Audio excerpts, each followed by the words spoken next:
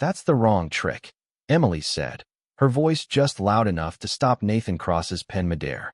He looked up from the contract, brows furrowed. Excuse me. The clause, she whispered, eyes flicking toward the door where Mr. Dalton had just walked out to take a call. It's a setup. You're about to sign away your profits. Nathan blinked, caught between disbelief and irritation. You're the cashier. I know, she said quickly, leaning closer. But I also know what a back-end adjustment clause looks like when it's meant to gut a company. Check your verified copy. Page 16.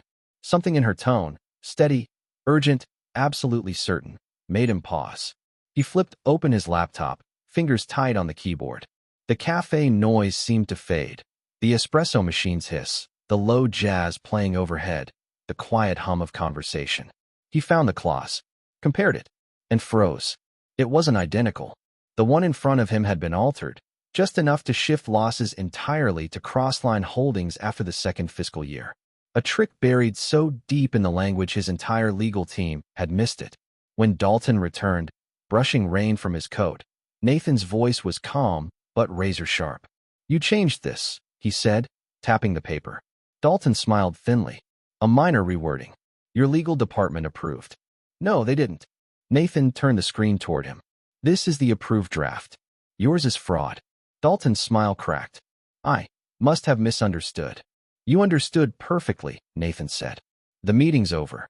Dalton gathered his papers in silence, his charm evaporating as he hurried out into the drizzle.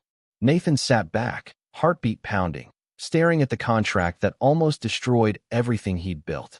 Across the cafe, Emily was already back behind the counter, wiping cups, the same quiet focus on her face. He stood, walked over, and said softly, You just saved a $200 million company. Emily didn't look up. I just told the truth. She placed a slice of coffee cake on the counter and slid it toward him. This one's on me. Sugar helps after close calls. Nathan gave a quiet laugh, still shaken. Sit with me, he said. She hesitated, then followed him to the corner booth. How did you know? He asked. Emily brushed a crumb from her apron. I used to own a small business. Thought I was signing a partnership deal. Lost everything within a year. I learned the hard way how language can twist numbers. After that, I started studying finance, law, contracts, whatever I could find. I promised myself I'd never ignore a bad deal again. Her eyes met his. Guess that promise still stands. Nathan listened, every word striking deeper than he expected. There was no performance in her tone, just hard-earned truth. He opened his briefcase and pulled out an envelope. Take this, he said. A thank you. Emily shook her head. I don't want money for doing what's right. She smiled faintly. Enjoy the cake. She turned and walked away. The next morning, she showed up at Crossline's headquarters during her break, the same envelope in her hand. Please return this to Mr. Cross, she told the receptionist. I can't accept it. As she left, she stopped beside an old man outside, his cup half filled with coins. She handed him her lunch and slipped a few bills into his hand before heading back down the street. From his corner office above, Nathan watched in silence, the envelope she'd returned lying unopened on his desk. Later that week, he walked into the Copper Cup again. No contract, no entourage, just an envelope in hand. Emily looked up from the register. Back for another coffee? She asked with a teasing half-smile. He shook his head. A job offer. Her hand stilled. For what? A consulting role. Internal compliance and risk analysis. Temporary to start, full-time if it fits. You'd review every deal before it reaches my desk. I'm not qualified, she said quickly. No degree. No big firm experience. And yet, Nathan replied, you saw what an entire department missed. She hesitated. That was luck. No, he said. That was clarity and courage. I don't hire luck. I hire people who listen. Emily exhaled slowly, the faintest smile tugging at her lips. You really think I can do that? I don't think, Nathan said. I know. She finally took the envelope. Behind the counter, the coffee machine hissed to life again, filling the quiet with warmth. And for the first time in a long time, Emily Reed allowed herself to believe that doing the right thing could change everything. If not the world, then at least the course of one man's company, and maybe her own life too. People are scared to speak up when money's on the line, Nathan said quietly. They nod. They stay quiet. You didn't. That matters. Emily stood across from him. the envelope still sealed in her hands. When she finally opened it, her breath caught at the number on the page. Mr. Cross, this is too much. I don't want you to think I'm doing this out of guilt or gratitude, he said, his tone steady but gentle. I'm not hiring you because you saved me. I'm asking because you're exactly the kind of mind I want on my team. She looked down at the offer letter again. Her reflection shimmered faintly in the polished table between them. Can I think about it? Of course, he said, slipping his hands into his pockets. I'll come back tomorrow. Same time.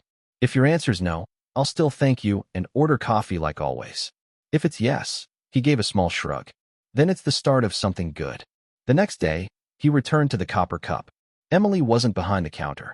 The barista nodded toward the back room.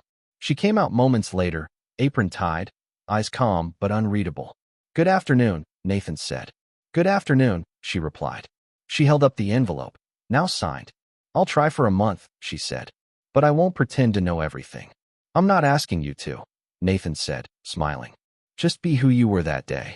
I can do that, she replied. And just like that, the girl behind the register stepped into a new life, the one she'd thought she'd lost for good. Within weeks, Emily became a quiet force inside Crossline Holdings. She asked the right questions, caught mistakes no one else saw, and learned faster than anyone expected. The team had started to respect her, even if they didn't entirely understand how a cafe cashier had become the CEO's right hand. But Nathan noticed everything. Every morning, a cup of black coffee, no sugar, extra hot, waited on her desk before she arrived. She assumed it was from the office assistant until one early morning. She walked in early and caught Nathan setting it down himself. He froze mid-step, half smiling. You do better work when you're properly caffeinated. She laughed softly. That's one way to boost productivity. On late nights when most employees left, Nathan stayed. He didn't hover or supervise. He simply sat beside her, jacket off, sleeves rolled up, quietly reviewing contracts as she double-checked figures. When she skipped dinner, he'd slide a granola bar across the desk without looking up. Two people working hungry make twice the mistakes, he'd say. Then came the night the city turned to glass under the rain. By 10 o'clock, the office was nearly empty. The printers hummed in the distance. Emily refused to leave before finishing her audit. Nathan refused to leave her alone. When they finally packed up, the streets were slick and shining under streetlights.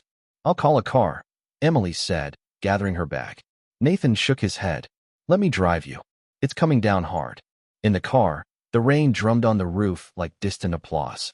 She was quiet, exhausted, her head resting gently against the window. When they pulled up in front of her apartment, she was asleep. Nathan hesitated, then reached for the jacket in the back seat and draped it softly over her shoulders. She stirred but didn't wake. He sat for a long while, watching her breathing steady, the tension gone from her face. He didn't know when it had started. This feeling that pulled at him quietly but insistently. Maybe it was the moment she refused his money. Maybe the way she always spoke with conviction but never ego. Maybe because she made him feel human again. When he finally whispered her name, she blinked awake, startled but smiling. Sorry, she murmured. You're fine, he said softly. Let's get you home. She never mentioned the jacket. He never asked for it back. Something unspoken had begun, fragile and real. The storm that came next didn't fall from the sky. It came from headlines. A gossip site ran a photo of them outside Crossline Holdings. The caption read, From cafe counter to corporate office, Nathan Cross's secret connection. The article hinted, accused, mocked. It called her the CEO's pet project, questioned her promotion, her looks, her integrity. The story spread. The comments got cruel. Anonymous messages flooded her inbox. Coworkers whispered. By the third day, Emily typed a letter of resignation, printed it, and walked it to Nathan's office. I can't stay, she said simply, setting the envelope on his desk. It's affecting your reputation. He didn't touch the letter. You're leaving because people are uncomfortable with the idea that you earned your place? No, she said quietly. Because they're saying I didn't.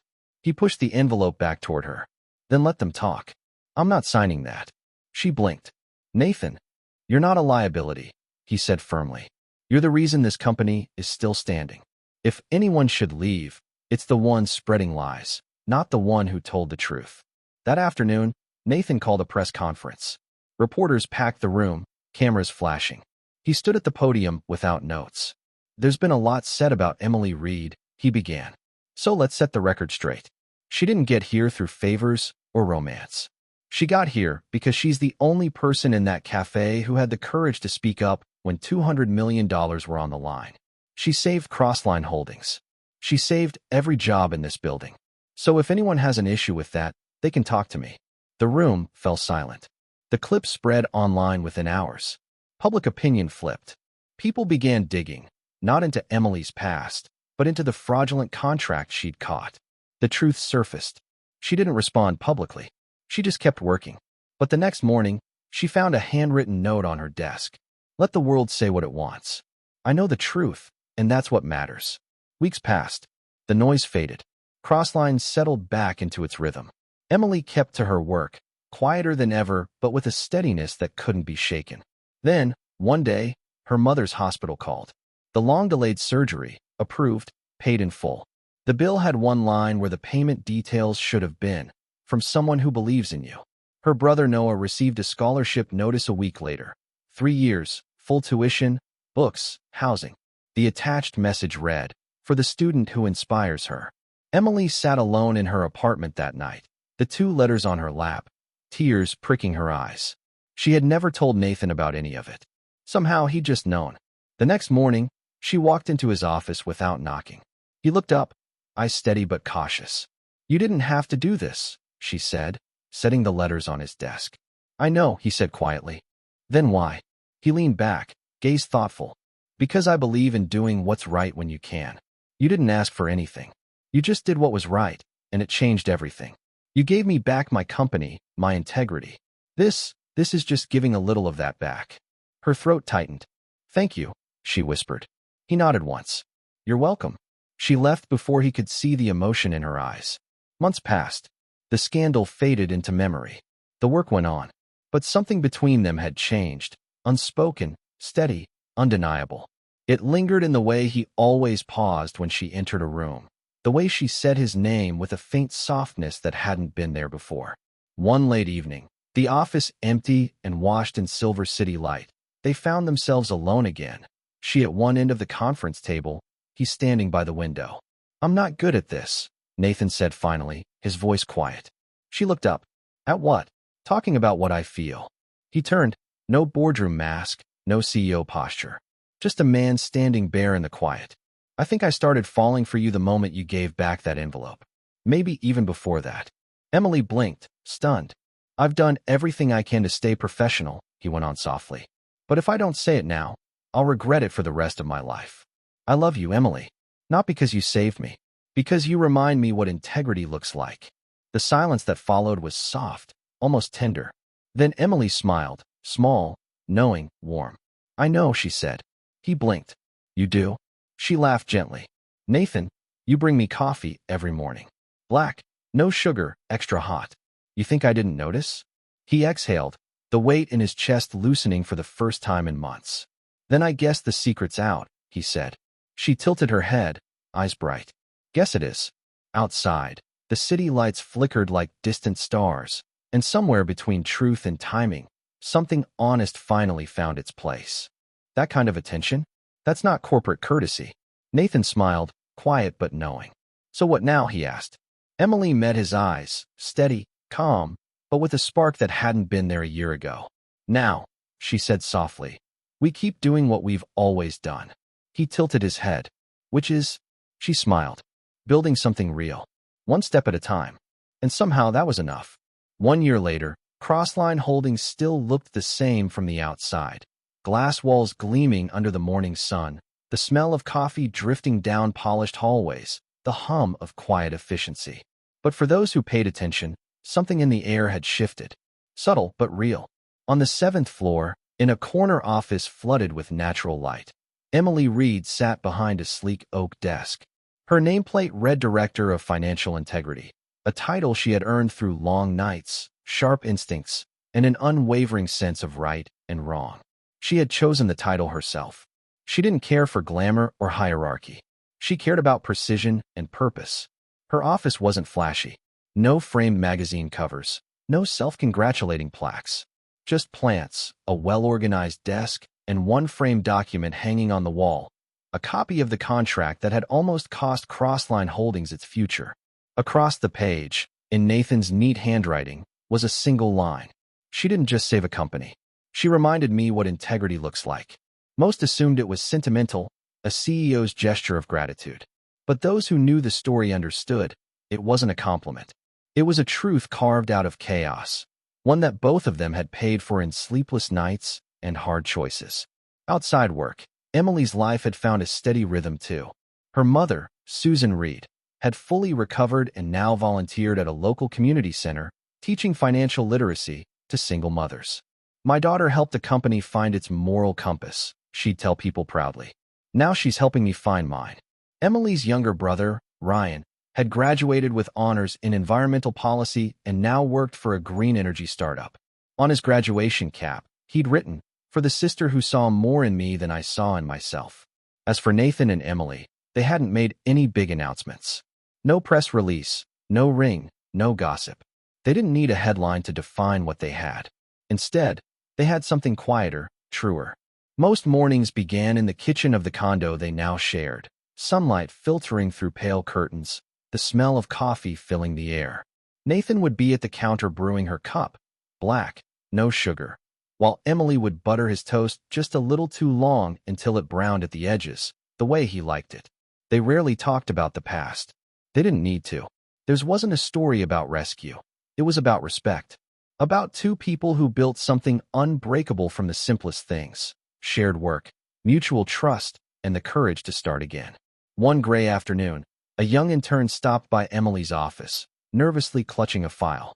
She paused, staring at the framed contract on the wall. "Is that the contract?" she asked in awe. "The one that saved millions?" Emily looked up from her laptop, a faint smile touching her lips. "Not millions," she said. "Just one sentence." The intern blinked. "A sentence?" Emily nodded. "Sometimes the smallest things carry the most weight." The intern lingered, thoughtful, then left. Emily turned back to her work, her pen moving across the page with quiet focus. That was her strength, consistency. While the world celebrated drama, she found beauty in the everyday. A well-placed comma in a report. A fair deal negotiated. A cup of coffee made right. Later that evening, as the office emptied and city lights began to glow beyond the glass, Nathan appeared at her doorway. "Still here?" he asked, leaning against the frame. "Almost done," she said without looking up. He stepped closer, setting a paper cup beside her. "Fuel," he said. She smiled. "You still remember how I take it?" "I never forgot," he said quietly. For a moment, they stood there, the CEO and the woman who had once handed him a slice of cake at the copper cup. The noise of the city faded beneath the hum of the office. There were no grand speeches, no sweeping gestures. Just two people who understood that real love, like real leadership, wasn't about power or possession. It was about trust. Emily closed her laptop. "You know," she said, "you're terrible at pretending you just came by to bring me coffee." Nathan chuckled. "Caught again." She stood, gathering her things, and for a second, their eyes met. The same silent current that had carried them through a year of rebuilding and quiet understanding. Outside, the rain began to fall, gentle against the glass. Nathan reached for her coat, helping her slip it on without a word. "Ready?" he asked. Emily smiled. "Always." They walked out together, the office lights dimming behind them. No headlines, no flashbulbs, just the soft rhythm of footsteps echoing down a marble hallway. Because their story had never needed to be loud. It was built on something quieter, something that lasted. Not fairy tales, not grand promises, just mornings that began with coffee and ended with gratitude. A love rooted in truth. And while the world might never fully understand it, they did. And that was more than enough. Because sometimes the smallest act, a cup of coffee, a sentence in a contract, a decision to speak up when it's easier to stay quiet, can change everything. It can rebuild a company. It can restore a reputation. And sometimes, if you're lucky, it can save a heart.